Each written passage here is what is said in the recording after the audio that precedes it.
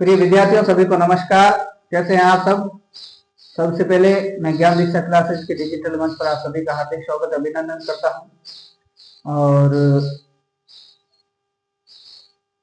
कल हम किसी कारणवश विद्युत कटौती के कारण डिस्टर्ब हो चुके थे, इसलिए मैथमेटिक्स की क्लास नहीं ले पाए। हमारी जो मैथ्स है प्रिय विद्यार्थियों, उस मैथ में क्लास 8 की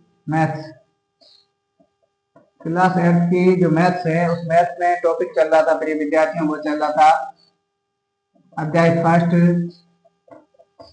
जिसका नाम था प्रिय विद्यार्थियों परिमेय संख्याएं। क्या था? परिमेय संख्याएं।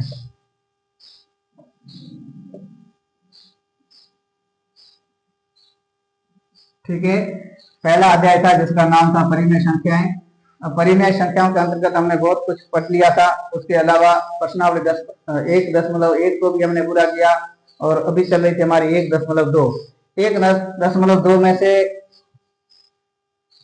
हमने लगभग 5 क्वेश्चन पूरे कर लिए थे। 5 क्वेश्चन में से किसी भी विद्यार्थी को कोई डाउट हो तो मुझे अवश्य बताएं, नहीं तो हम आगे बढ़ते हैं। आगे जो हमारा प्रिय विद्यार्थियों छठा क्वेश्चन है, कौन सा? छठा क्वेश्चन। छठा क्वेश्चन क्या है प्रिय विद्यार्थियों? छठा क्वेश्चन कह रहा है -2। क्या कह रहा है? -2 से बड़ी 5 परिमेय संख्याएं ज्ञात कीजिए। ठीक है, पांचवा जो हमारा क्वेश्चन है, छठा सॉरी, वो कह रहा है -2 से बड़ी 5 परिमेय संख्या ज्ञात कीजिए। परिमेय संख्याएं ज्ञात करने के तरीके, तो तरीके हमने पढ़े थे पिछली कक्षा में, पिछली क्लास में जाकर के आप देख लेना। उसमें से हमने एक बेसिक बात की थी। बेसिक बात ये थी कि जितनी भी क्लासें ली है मैंने, उसमें से कोई बेसिक चीजें आपको एक डेफिनेशन के तौर पर लिखवाई है, वो सारी की सारी डेफिनेशन इस प्रश्नावली में आपके काम आएगी, इसीलिए लिखवाई है ना। बाकी उसका लिखवाने का कोई मतलब नहीं था, क्योंकि जितनी डेफिनेशन है वो सारी सारी आपको याद रहेगी या माइंड में रहेगी, तो आगे आप समझ पाएंगे कि परिमेय संख्या क्या होती है, पूर्ण संख्या क्या होती है, और कितने प्रकार की होती है, और कौन कौन सी। ठीक है ना, तो वो सारी सारी चीजें हमने पिछली क्लास में पढ़ी। और अब हमारी जो प्रश्नावली प्रिय विद्यार्थियों, वह प्रश्नावली कौन सी है? ये प्रश्नावली है वो 1.2 है। ठीक है, प्रश्नावली 1.2 का छठा जो क्वेश्चन है वो इस कदर है कि -2 से बड़ी 5 परिमेय संख्याएं ज्ञात कीजिए। ठीक है ना, जैसे हमने पिछली क्लासों में परिमेय संख्या ज्ञात की थी, ठीक उसी प्रकार। ठीक है ना, अब ध्यान रखना, इस क्वेश्चन में एक मूल बात बता रहा हूं। मूल बात क्या है? ये 2 पॉइंट है। ठीक है, इन 2 पॉइंट को मिलाने वाली एक रेखा है। क्या है? रेखा है। ठीक है, अब ध्यान देने योग्य ये बात है प्रिय विद्यार्थियों कि मान लिया कि इसका ये पॉइंट मानते हैं जिसको हम 0। ठीक है, तो 0 के इधर -1, ठीक है, -2, -3 इस कदर चलेगी, यहाँ +1, +2, +3 इस कदर चलेगी। ठीक है ना, अब ये क्या कह रहा है? -2 से बड़ी 5 परिमेय संख्याएं ज्ञात कीजिए। ठीक है, -2 से बड़ी का मतलब ये हुआ कि इस माइनस से लेकर के 0 की तरफ, है ना, यानी हम कह सकते हैं कि दाईं तरफ वाली सभी संख्याएं, इस -2 के इस तरफ वाली सारी की सारी संख्याएं हमेशा बड़ी होगी। क्या होगी? बड़ी होगी। ध्यान रखना। ठीक है, तो हम यहाँ एक नोट लगा करके लिखेंगे। क्या लिखेंगे नोट लगा करके प्रिय विद्यार्थियों? कई बार कंफ्यूज हो जाते बच्चे, तो हमें लिखना है -2 से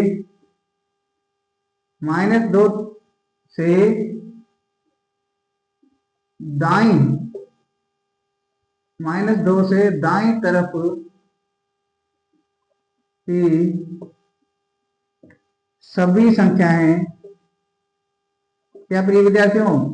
-2 के दाईं तरफ की सभी संख्याएं -2 से बड़ी होगी।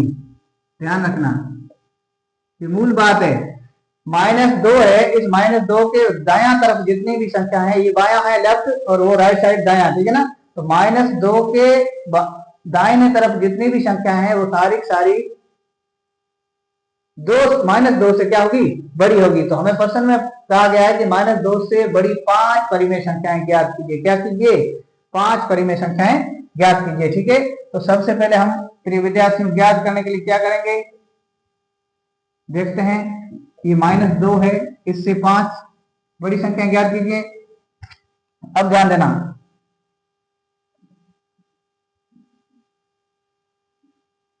-2 से बड़ी कौन सी संख्या है, -2 के बाद कौन आती है, -1। तो ये -1 की एक संख्या हो जाएगी, ठीक है। अब -1 के बाद में प्रिय विद्यार्थियों क्या है, वह बताइए। हाँ, अब ध्यान रखना,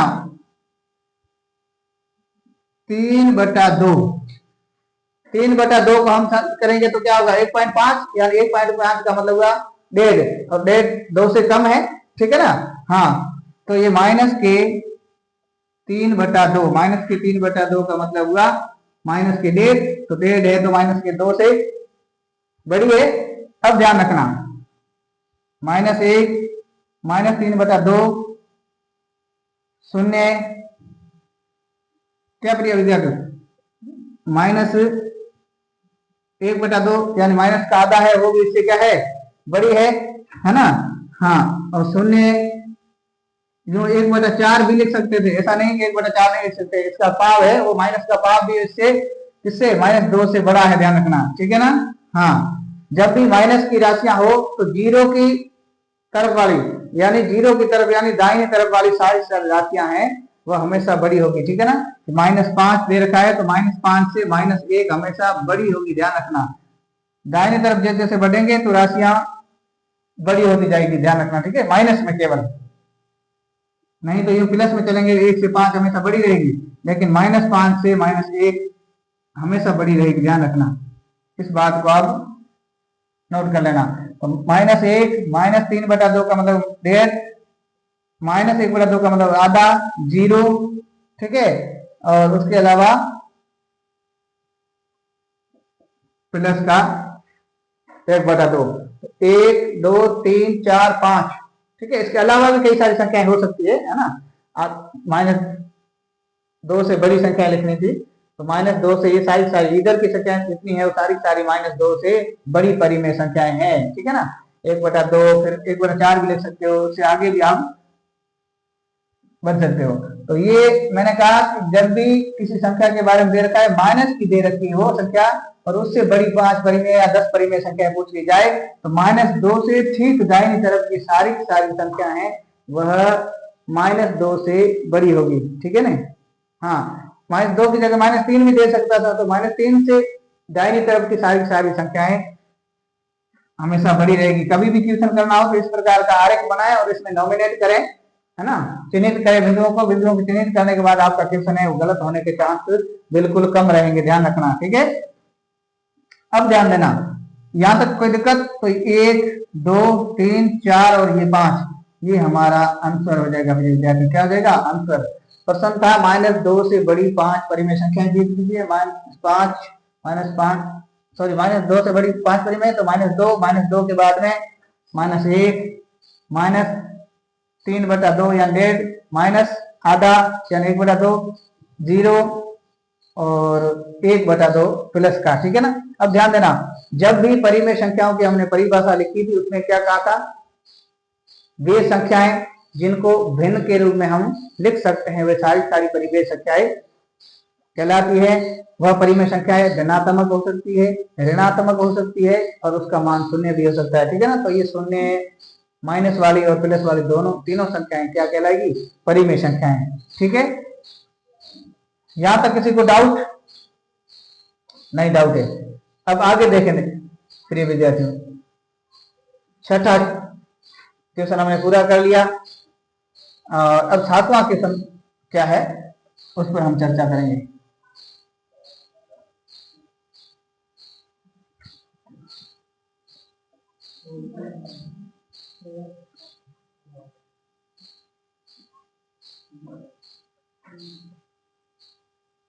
क्वेश्चन नंबर 7 है, तो ये कह रहा है अपने विद्यार्थियों 3/5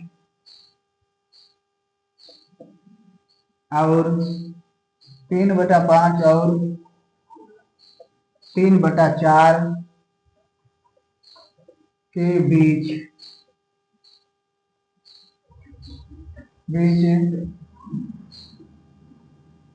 10 परिमेय संख्याएं ज्ञात कीजिए। ठीक है, प्रिय विद्यार्थियों, हमारा जो क्वेश्चन है वो क्या कह रहा है, 3/5 और 3/4। ठीक है, 3/5 और 3/4 के बीच 10 परिमेय संख्याएं ज्ञात करनी है। अब ध्यान रखना, 3/5 और 3/4 के बीच में 10 परिमेय संख्याएं संभव नहीं है। संभव नहीं है तो क्या करते हैं, सबसे पहले इसको हल करने के लिए हम इसका क्या लेते हैं, लसम लेते हैं। क्या लेते हैं, लसम। मैंने कहा जब भी लसम लेना हो, एलसीएम लेना हो, तो एलसीएम लेने के लिए क्या करना है, सबसे पहले नीचे वाली संख्याओं का पूरा भाग जाता हो ऐसी कोई एक संख्या लेनी है। नीचे वाली 4 है और 5 है, 4 और 5 का पूरा भाग किसमें जाएगा, वह संख्या हमें चुननी है। ऐसा आप चुनने में दिक्कत आती हो तो नीचे वाली संख्याओं को प्लस मल्टीप्लाई कर लें, यानी गुणा कर लें, तो वही हमारा क्या होगा, लसम या एलसीएम होगा। ठीक है, तो सबसे पहले हम एलसीएम, ठीक है प्रिय विद्यार्थियों, एलसीएम लेते हैं। हमारा वो लगे 5 चौक कितना हुआ, 20, 5 चौके 20 है, यानी हमारा एलसीएम है वो कितना है, 20। कितना है, 20। यहां तक किसी को दिक्कत? अब हम लिखेंगे 3/5 व 3/4, मूल संख्या हमने लिख दी। अब ध्यान क्या देना प्रिय विद्यार्थियों, इनका लसब क्या आएगा, 5 चौका 20 आया। अब ध्यान देना, इस संख्या को वही जो पिछली कक्षा में हमने किया था, 3/5 को एक ऐसी संख्या से ऊपर नीचे गुणा करना है जो समान होनी चाहिए ना, जितना जैसे नीचे वाले से करेंगे उसी संख्या से ऊपर वाली संख्या को भी गुणा करना है। तो समान संख्या से ऊपर नीचे गुणा करने पर मूल राशि में कोई परिवर्तन नहीं होता है। ठीक है ना, तो हम ऐसी संख्या से गुणा करेंगे जिससे नीचे वाला मान है वह 20 से अधिक नहीं होना चाहिए, 20 होना चाहिए, 20 से अधिक नहीं। तो हम लिखेंगे 3/5 गुणा 4/4। समान संख्या से ऊपर नीचे गुणा किया, कोई फर्क नहीं पड़ता पहली संख्या को। ठीक है ना, हाँ। अब इसको हम हल करेंगे, 3 चौका 12, 5 चौका 20, हमारी संख्या निकल करके क्या आई प्रिय विद्यार्थियों, क्या आई, संख्या निकल करके आई 12/20। दूसरी संख्या 3/4, दूसरी संख्या क्या है, 3/4। 3/4 को हम किससे गुणा करेंगे, 5/5 से। क्यों, क्योंकि नीचे वाली संख्या का मान 20 आना चाहिए। ठीक है ना, तो ये संख्या हो जाएगी 5 तिया 15 और 4 पंजा 20। ठीक है, ये हमारी जो दूसरी संख्या है वो निकल करके आई। अब ध्यान दीजिए, 12/20 और 15/20 के बीच में कितनी संख्या है विद्यार्थियों, तो हम कहेंगे 13/20, 14/20। केवल इस मान के बीच में केवल 2 परिमेय संख्याएं आ रही है। ठीक है ना, लेकिन हमें कितनी पूछी है, 10 परिमेय संख्याएं। तो मैंने कहा जब भी कोई राशि दे रखी हो और उससे बीच में 10 या 15 या 5 जितनी भी पूछा जाए संख्याएं, इस क्वेश्चन में इसने 10 दे रखा है, तो उसका वो पूरी राशियां नहीं मिल रही है, तो हम क्या करेंगे, इसका डायनोमीटर है वो बढ़ाएंगे। क्या करेंगे, डायनोमीटर बढ़ाएंगे। ठीक है ना, अब डायनोमीटर क्या बढ़ाएंगे, हम इसका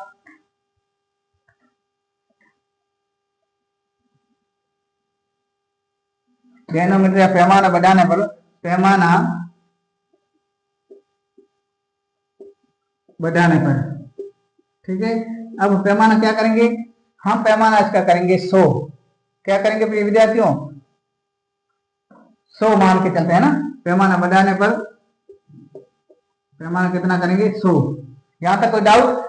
अब हम 100 से करेंगे, तब अब ध्यान रखना पहली संख्या हमारी कितनी थी, 12/20 थी। अब 12/20 को और हम किस संख्या से ऊपर नीचे गुणा करें ताकि हमारा मान 100 आ जाए नीचे, ठीक है ना। तो हम करेंगे 5/5 से। 5/5 से क्यों, 20×5 100, तो हमारा ये मान आया 12×5 60 और दूसरा आया 20×5 100। अब 60 और 100 पहली संख्या है, इसको हम समीकरण नंबर प्रिय विद्यार्थियों 1 देते हैं। क्या देते हैं, 1। अब जो हमारी दूसरी संख्या है, दूसरी संख्या क्या थी प्रिय विद्यार्थियों, दूसरी संख्या ये थी 15/20।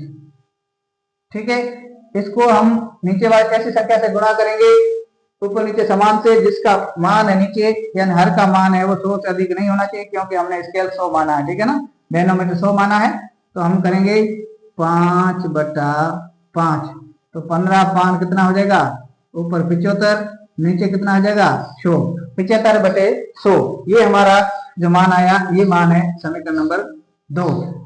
अब ध्यान रखो 60/100 और 75/100 के बीच में कितने 15 संख्याएं हो रही है ना, तो हमें चाहिए कितनी 10 परिमेय संख्याएं। अब हम 10 परिमेय लिख सकते हैं। 60 के बाद में हम लिखेंगे समीकरण 1 व 2 के मान से, 2 के मान से समीकरण 1 2 का मान क्या है, 60/100 व 75/100। समीकरण 1 क्या है, 60/100, और समीकरण 2 क्या है, 75/100। ठीक है, अब ध्यान रखिए इनके बीच की राशि क्या ज्ञात करनी है, तो कितनी 10 परिमेय संख्याएं ज्ञात करनी है, तो 61/100, 62/100, 63/100, 64/100, 65/100। ठीक है, ये हमें संख्या ज्ञात करनी है। हाँ, दोनों के बीच की 10 परिमेय संख्या ज्ञात कीजिए, ठीक है ना। तो 66/100, 67/100, ये सारी 60/100 से 100 व 75/100 के बीच की है। हाँ, बीच की 10 परिमेय संख्या ज्ञात करनी है। ये 68/100 होगी, 1 2 3 4 5 6 7 8, ये होगी 69/100, ये होगी 70/100। ठीक है, ऐसी और भी कई सारी संख्याएं हैं जो इन दोनों के बीच में आती है, लेकिन हमने आपकी, हो सकता है आपकी बुक वाले ने अलग तरीके से लिया और अलग आंसर आए, तो यहाँ आपको घबराने की जरूरत नहीं है, क्योंकि हमने पैमाना बड़ा किया यानी पहले हमने 20 किया, एलसीएम लिया, 20 एलसीएम लेने पर इसको ऊपर नीचे गुणा किया तो काम बैठा नहीं, क्योंकि संख्या छोटी आ रही थी। मैंने कहा जब तक बीच की संख्या नहीं मिले उसमें से, तो उसका डेनोमीटर है उसको बढ़ाना है। डेनोमीटर हमने 100 माना, पैमाना 100 किया, तो अब नीचे वाली संख्या को ऐसी संख्या से ऊपर नीचे गुणा करना है कि नीचे वाली संख्या का मान है वो 100 से अधिक नहीं होना चाहिए। क्यों, क्योंकि यहाँ हम एलसीएम का मान वो 100 मान रहे, ठीक है ना। तो ऐसी स्थिति में 15/20 को हमने 5/5 से गुणा किया, ऊपर नीचे किसी संख्या को गुणा करोगे सेम संख्या से तो किसी प्रकार कोई मूल परिवर्तन नहीं आएगा। तो 15/20 को 5/5 से किया, 20×5 के नीचे, ऊपर 75, ठीक है ना। हाँ, अब ये 60 और 75, 60/100 और 75/100, अब इनके भी 60 और 75 के बीच में 10 से भी अधिक परिमेय संख्याएं हमें मिल रही है, इसलिए हमें पैमाना यही रखना है, आगे नहीं बढ़ाना है। तो हमने लिख दिया समीकरण 1 व समीकरण 2 के मान से 60/100 व 75/100 के बीच में संख्या ज्ञात की, 61/100, 62/100, 63/100, 64/100, 65/100, 66/100, 67/100, 68/100, 69/100 और 70/100। ये हमारी 10 संख्या हो गई, 1 2 3 4 5 6 7 8 9 और 10। इससे भी अधिक संख्या कोई भी ले सकते हो, मैंने तो ये ली है क्रम वाइज, आप क्रम वाइज नहीं लो, दूसरी भी ले सकते हो।